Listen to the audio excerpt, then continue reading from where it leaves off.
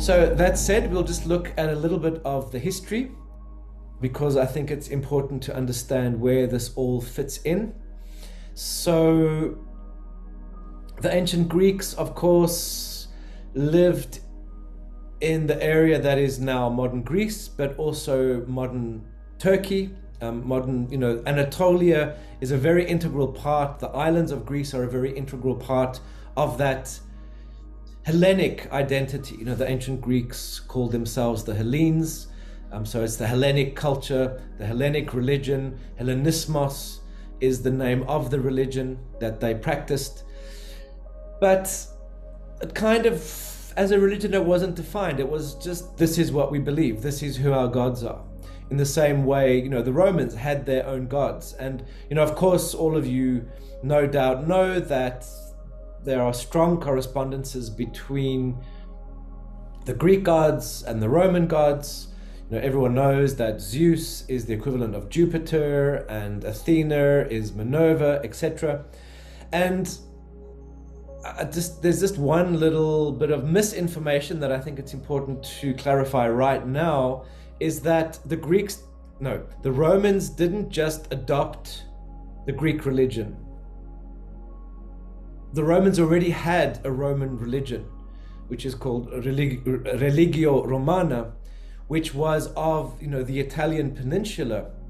Later on, as the Greeks entered their sphere of awareness, they started to say, oh, our Jupiter is like Zeus.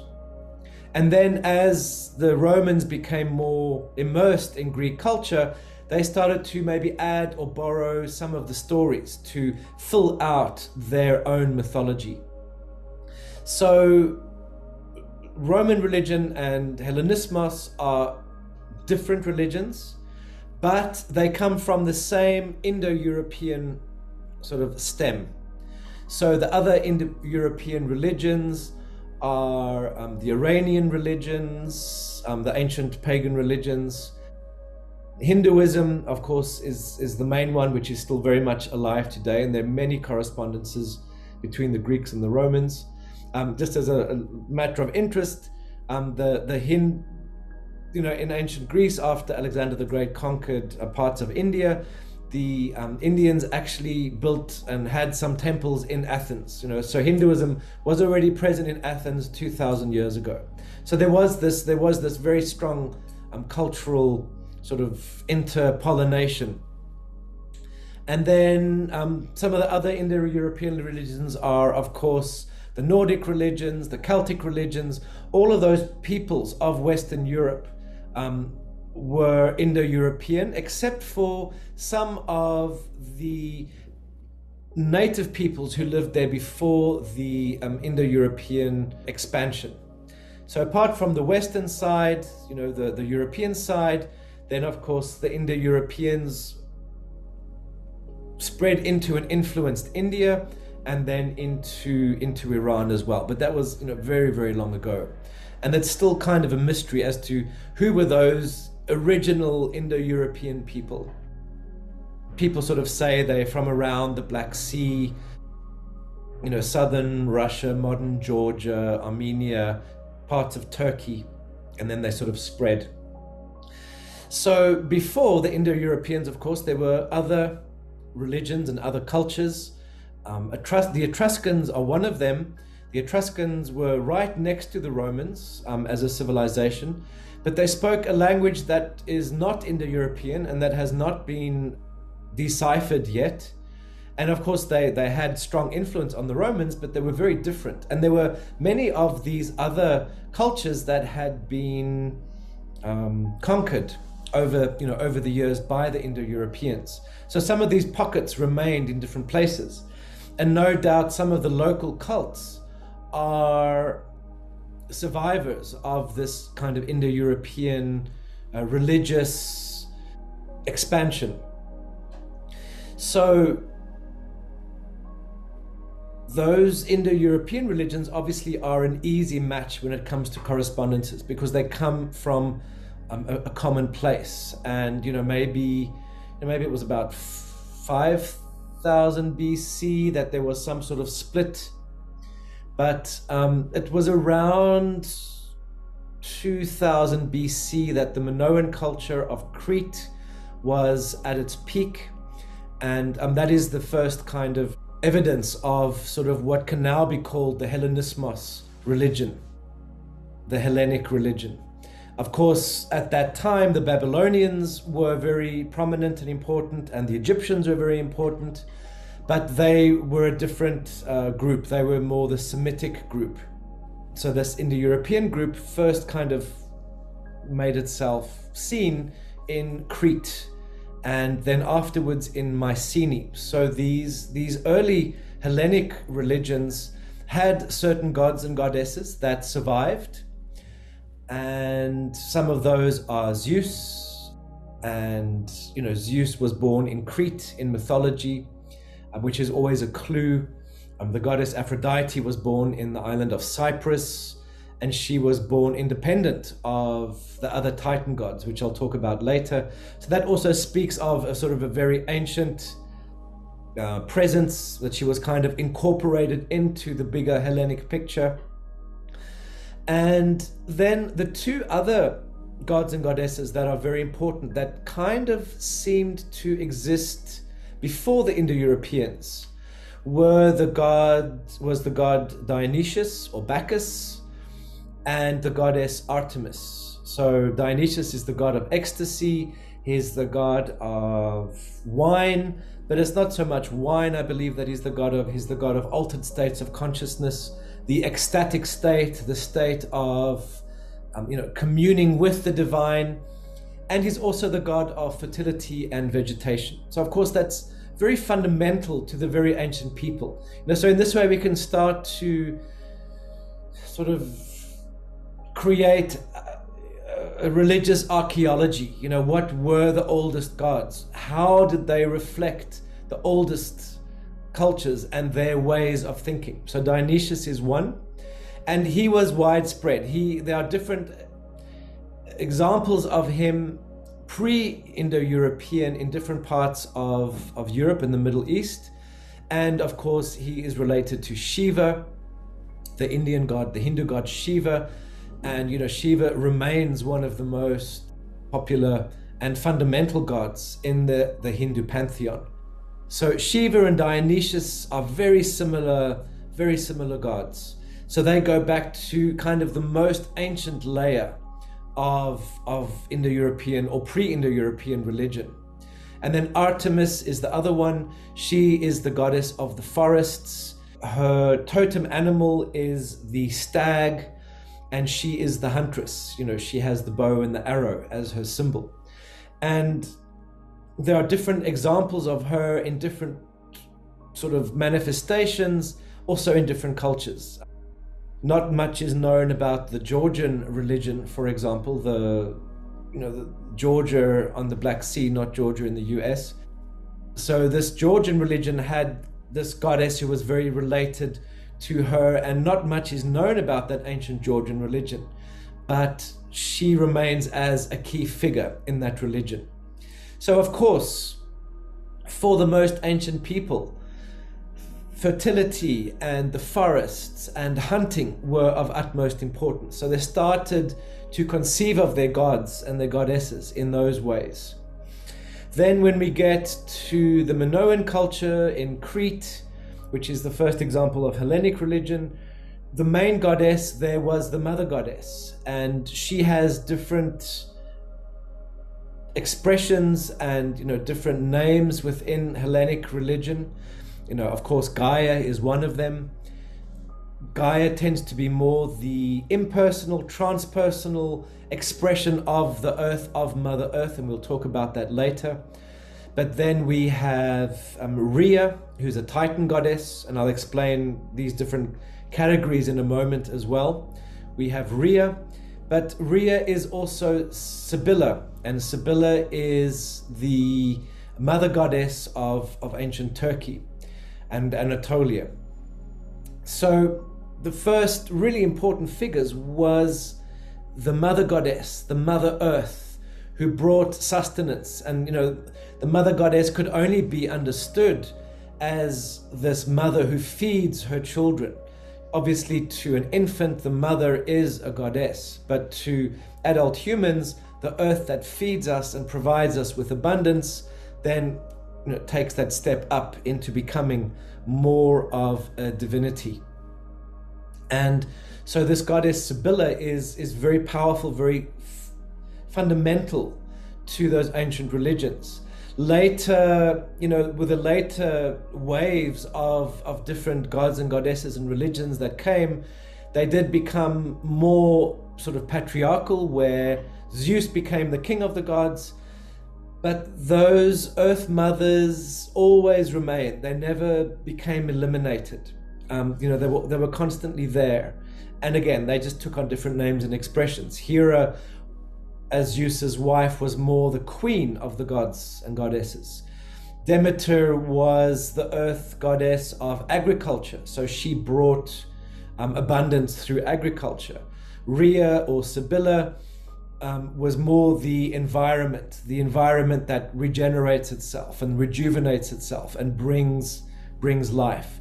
And then Gaia is more the earth as a whole, the bigger picture of earth, the impersonal expression of earth. So, of course, the ancient peoples would have understood the gods and the goddesses according to the different elements. And this is where we get to the first classes of the gods in the deck, the classical mythology deck.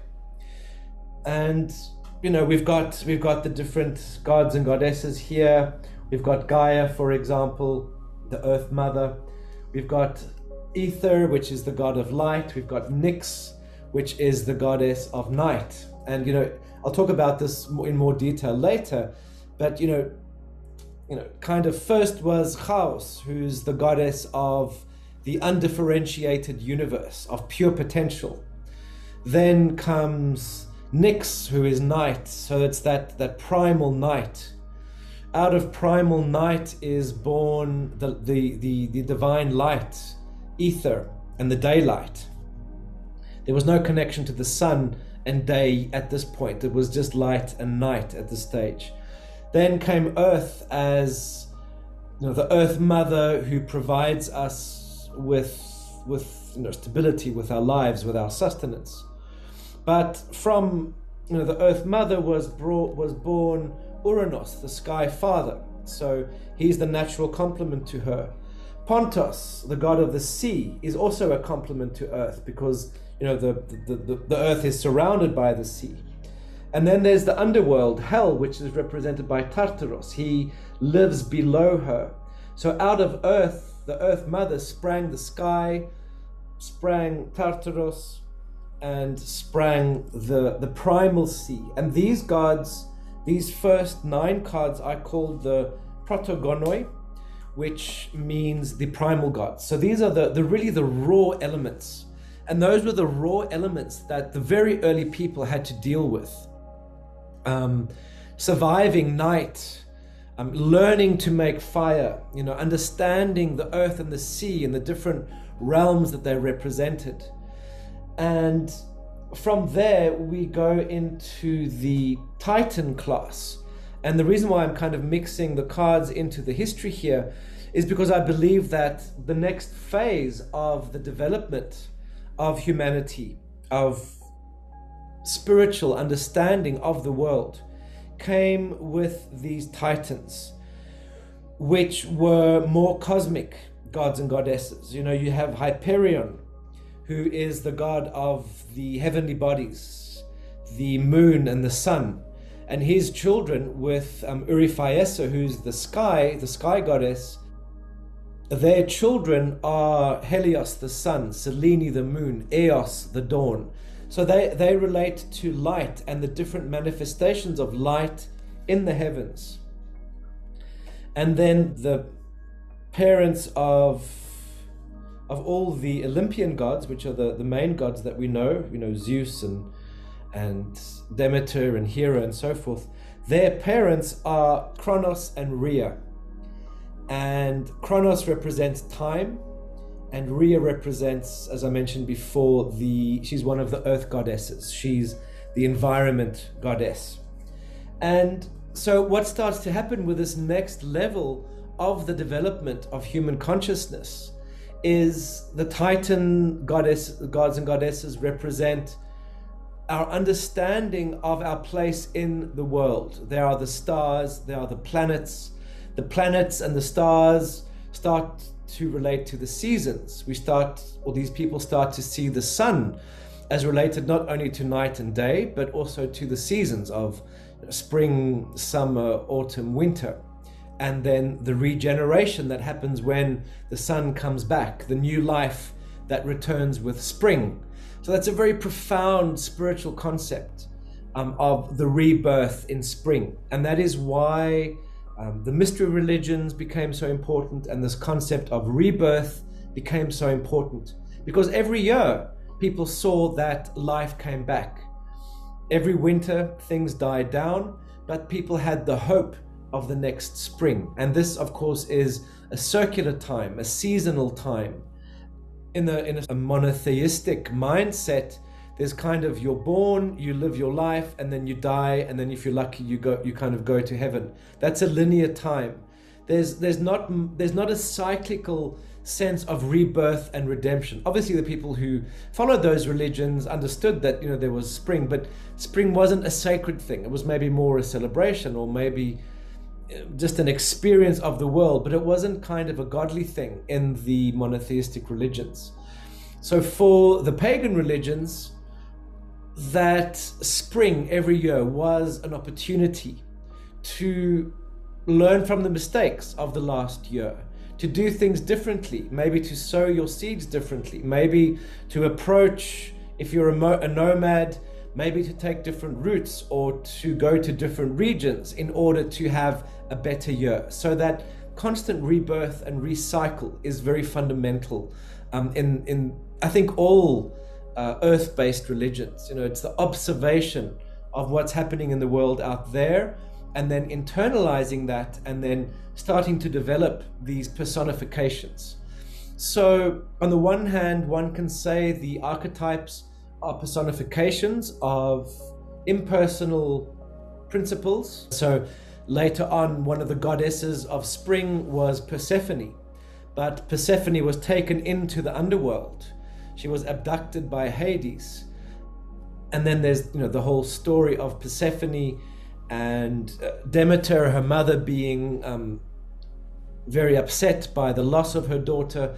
So she eventually negotiates that Persephone can come back every year, and Persephone can only be in the world 6 months of the year because she had eaten a seed of the underworld. She'd eaten a pomegranate seed, which obviously represents the fact that she, had sex basically with Hades. She was no longer a virgin.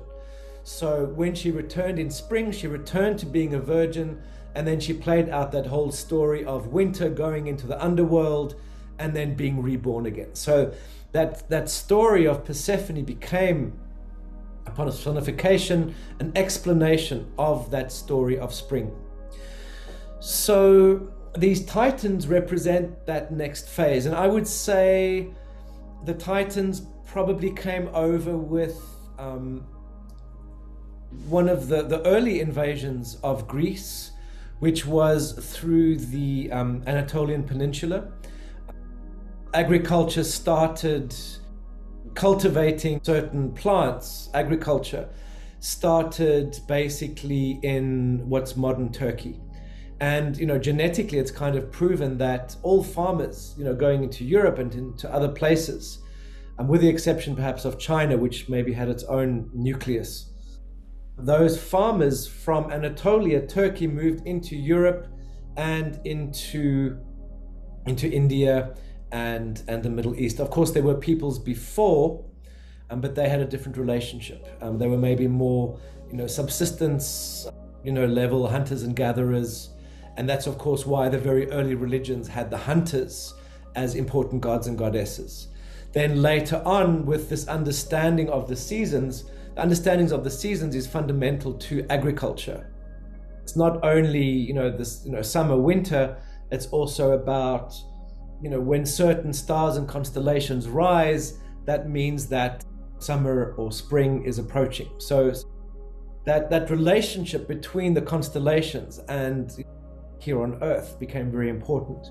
And that's, of course, where astrology was born, an understanding of the influence of the planets and the heavenly bodies on our world. And of course, it's an incredible realization for the very early people to have, that it's not these chaotic elements that are happening to us that determine life. There's a bigger picture. So it can be said that spread of the agriculturalists brought these Titan gods who had the next level of understanding. Of course, being agriculturalists, they also then developed the principles of having a surplus of crops, and a surplus of crops made a city possible. And when there were cities, then there followed that there was administration, that there was writing, that there was the organization of, first of all, maybe a city-state, and then beyond that going into kingdoms and empires. So all of that started with agriculture. Agriculture made all of that possible. So those early gods made that possible. But what's interesting about that kind of wave is the Cretans that I mentioned. They may have been slightly different, the Cretans, but the Mycenaeans in mainland Greece, in the modern city of Mycenae, which is kind of close to Athens, the Mycenaeans followed on from the Minoans, and the Minoan texts can't be translated. Scholars don't know what the language is, but the Mycenaean language is early Greek.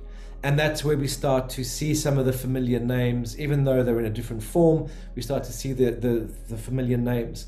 But that Mycenaean civilization, of course, was the civilization that had the war with Troy, the Trojan War.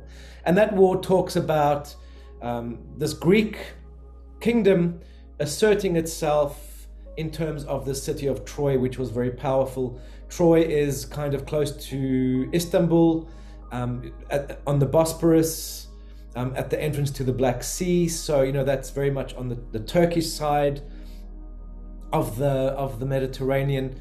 So Mycenae was, and the story of Troy is about Troy starting to impose its belief systems and its kingdom on the existing status quo. And what happened was, Mycenae flourished for, a few hundred years. And then in about the year 1200 BC, there was a major civilizational collapse. And that was the end of the Bronze Age, basically. Archaeologists really don't know very clearly what happened, but there was probably, extreme climate change, probably earthquakes, possibly some sort of comet or asteroid or whatever hitting Earth and causing some damage. But that caused a huge chaos in the existing status quo of the Bronze Age. Even Egypt at that time fell for a while to the kingdom of the Hittites, and the Hittites are also from Turkey. So there was this major change, and then from about the year 900 to about 600 is considered the Dark Ages of the ancient Greeks. And that is the time of Homer, and that is when Homer started to write about this war of Troy, which was still fresh in the memories of the people.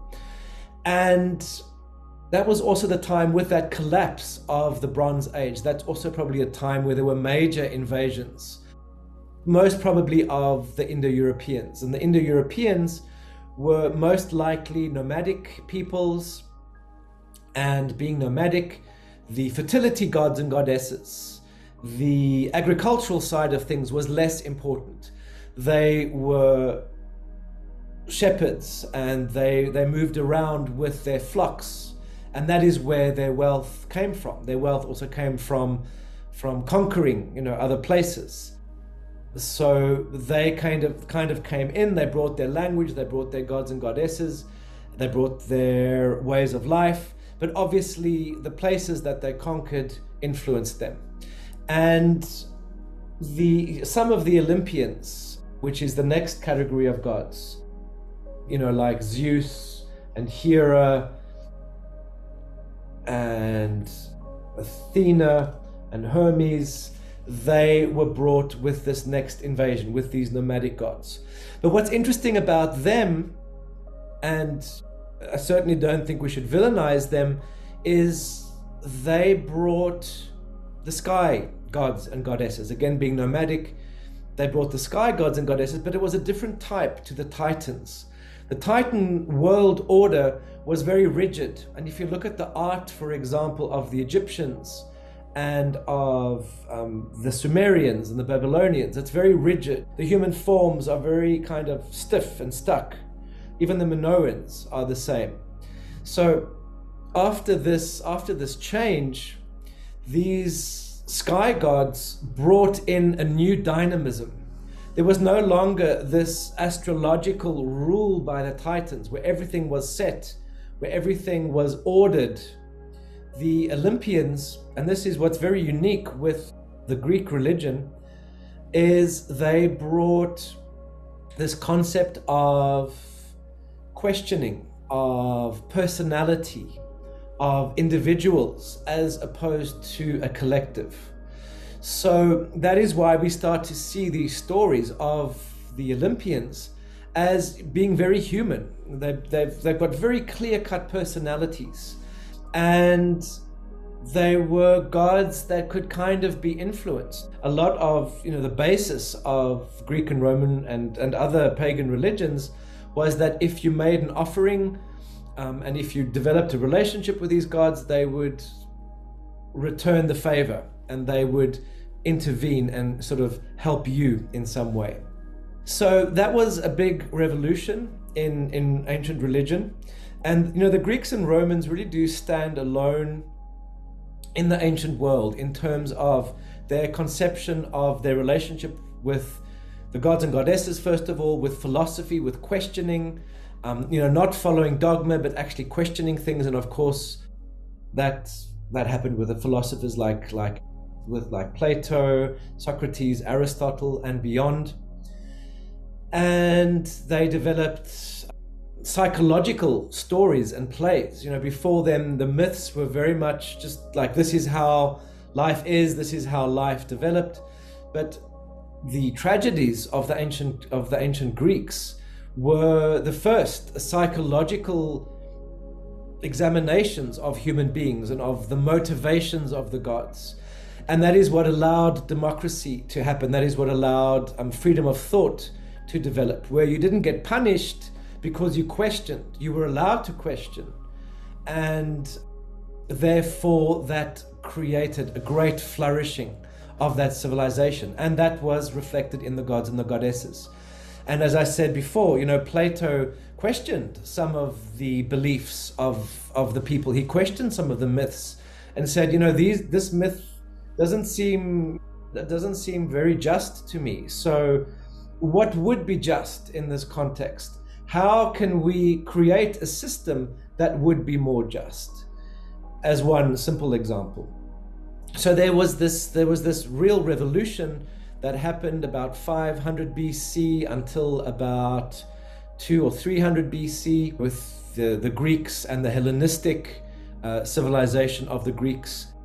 The early times was more the Athenian, the city of Athens was more predominant. Then later on, Alexander the Great, as a Macedonian, conquered the rest of the Greek world and then, spread into Persia and India. So that Hellenistic religion, that Hellenistic culture moved beyond the regional cultures. It moved beyond the focus on Athens. And it started to enter other cultures, like other highly civilized cultures, like the Persian cultures, like the Anatolian cultures. And what started to emerge with this Hellenistic civilization, it existed before, but with the Hellenistic civilization, it really spread, was the mysteries, the mystery cults. And Christianity, the mysteries of Christ, is one of those early mystery cults. It was one of the mystery cults of the ancient Israelites. And the Egyptians had their mystery cults, the cults of Isis and Osiris, and the cult of Mithras from Iran spread throughout that cultural sphere.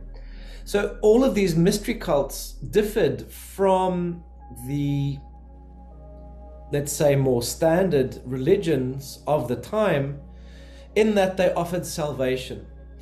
Before, there was very much this principle of there were the gods, there were the mortals. When the mortals died, they went to the underworld, they went to Hades or the equivalent, and there they remained as disincarnate souls who wandered around purposelessly. But with the mysteries came this principle of, through our actions, through our initiations, we can reborn and we can attain heaven, the Elysian fields, the islands of the blessed, as the ancient Greeks called it. So there was this principle of salvation, and there were these very elaborate and very powerful mystery cults that developed. And again, I'm certainly not saying that these mysteries didn't exist before. These mystery cults are basically just more developed forms of shamanism. Shamanism, which was about kind of, the personal growth and developing a personal relationship with the elements and with the gods. The mystery cults did that on a broader scale.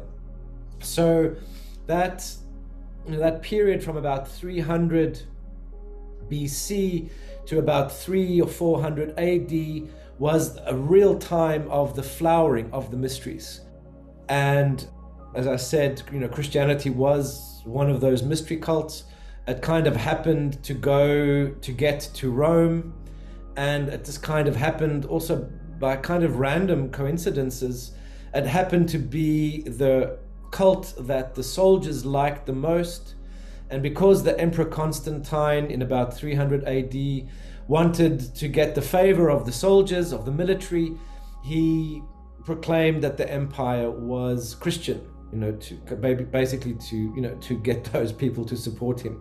So it's kind of very random that Christianity became the religion of the Roman Empire, because Mithraism was actually more popular and more powerful. Mithraism being the cult of Sol Invictus, the invincible sun, and that originally came from Iran or Persia, and that then kind of changed and took on different forms.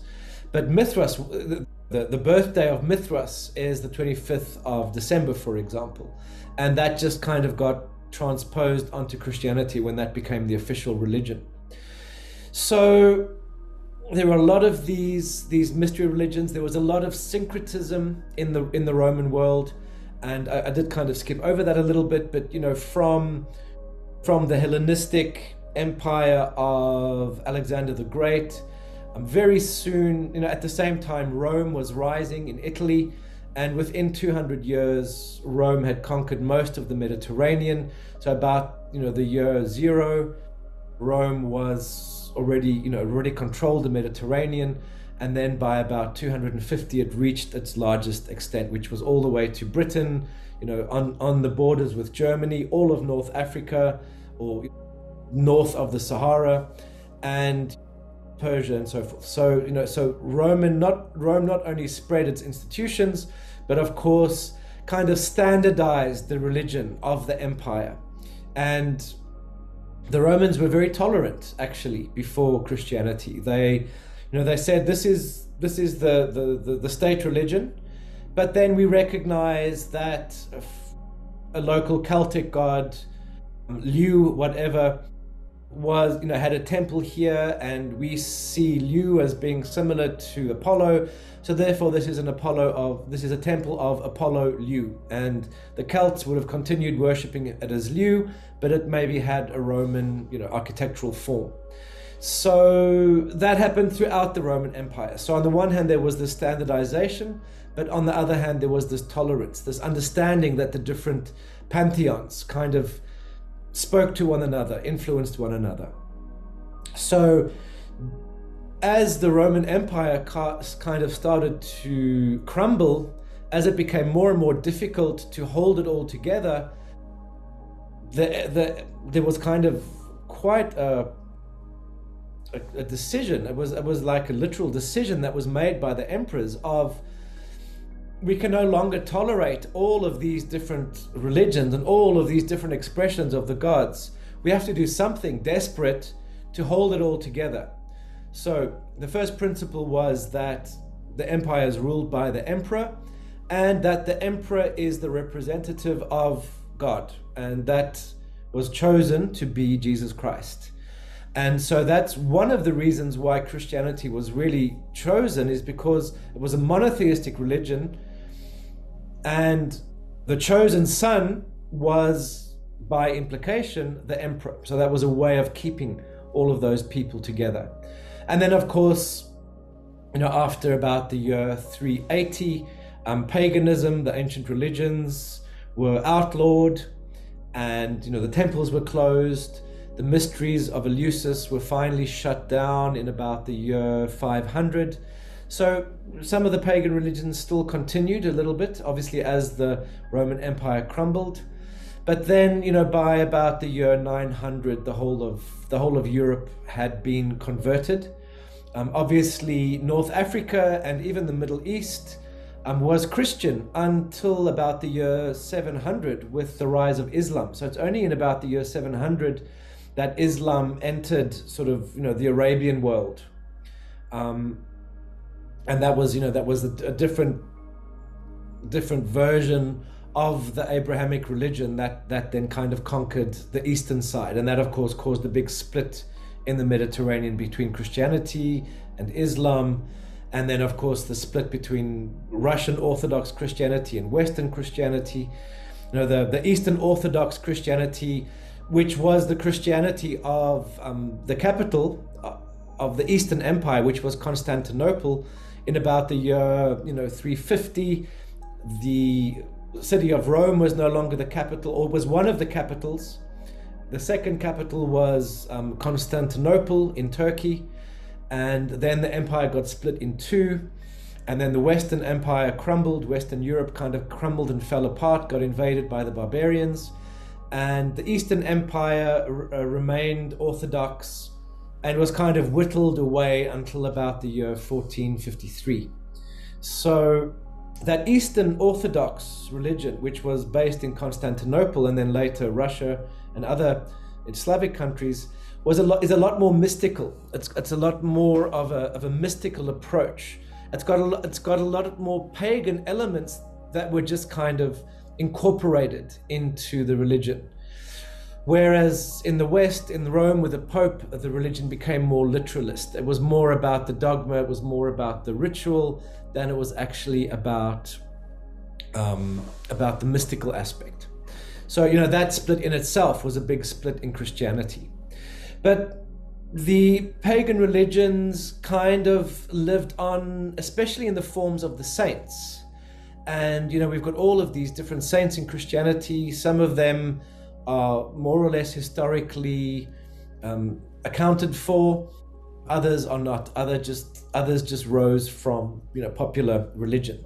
And of course, it was really difficult to convert the people that had practiced these religions forever, basically, to this new religion that denied, that denied spring, that denied this mountain, that denied, all of the different rites of passage that the people went through. So those ancient gods lived on as the saints in some ways, in some expressions. And of course, Christianity itself is heavily influenced by pagan religion. For example, the 25th of December being Christmas, being in the Northern Hemisphere, the rebirth, the darkest time of the year before the rebirth of spring happens. And Easter, for example, is also Anglo-Saxon and Celtic celebration, or the word Easter is Saxon. So a lot of those rituals survived, even though they were Christianized. And then, of course, in the Renaissance, in the 1400s, 1500s, there was this rediscovery of classical culture. ancient Greek was only kind of reintroduced into Western Europe in about the 1400s. And then suddenly all of these texts and all of these concepts were available. And one of the big survivors of the ancient religion was Hermeticism, or alchemy. The Hermetic arts, based on the arts, the writings of Hermes Trismegistus. And it was through these writings that survived, that were practiced in secret, that also there was this kind of renaissance, not only on an artistic level and so forth, but also on a religious level. So these Hermetic arts came back into the spotlight. And alchemy, with its observation and its links to astrology, for example, when that, the big kind of split in Western consciousness happened in the 1500s, when science started to rise as a religion in a way. So what happened was astrology was considered superstitious, so astronomy was developed. Alchemy was considered superstitious, so chemistry was developed. And alchemy itself is about transmutation of the metals, but also transmutation of the soul. The alchemist can only transmute the metals once his or her soul has been purified. So alchemy kind of acknowledges the soul as part of the chemical process of transmutation of minerals, for example. But chemistry then said, no, it's only chemicals, it's only substances, there's no soul to this. That is all superstitious. And that is kind of where this big split took place in the Western consciousness in about the 1500s, and then obviously got successively stronger over the years. And we're kind of living in an extreme of this, even though there is a spiritual renaissance happening. We are kind of at the extreme of this rule or this cult of science. Again, not to say that there's anything wrong with science. Science has its place, but the soul was kind of extracted out of our experience of this physical world. So that is that history in a nutshell. There's obviously way more to it, but the bottom line is the history of religion is like the layers and layers and layers of consciousness. And even if you take to where we have arrived today, only a monotheistic religion would make this kind of one world view possible that we have nowadays. It's like, it went from there is only one God at one stage, certainly within Europe, and then it went to there is only one truth, and this truth is what science says. And it kind of expanded into this principle or system of there's only one truth, and those other nuances don't fit. And again, that's for me what the power of this work with the archetypes is coming back to that nuanced individual experience of life, not a monolithic experience of ourselves and of life.